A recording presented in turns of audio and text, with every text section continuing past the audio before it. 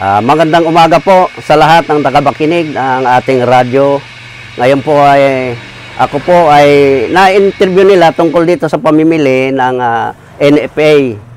Ang nangyayari po, nang ako'y mag-aani, wala pa naman lumibot man lang ng mga taga-NFA na sila'y mamimili na.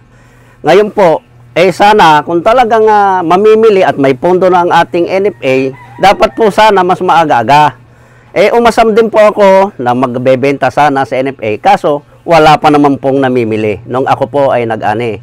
Kaya nga po sana ang panawagan ko sa NFA na sana dito sa susunod na anihan, agahan po sana ang pamimili para hindi naman kami mapunta pa sa traders. At sana po kung ano yung presyo na talagang para sa amin, maibigay po ng NFA.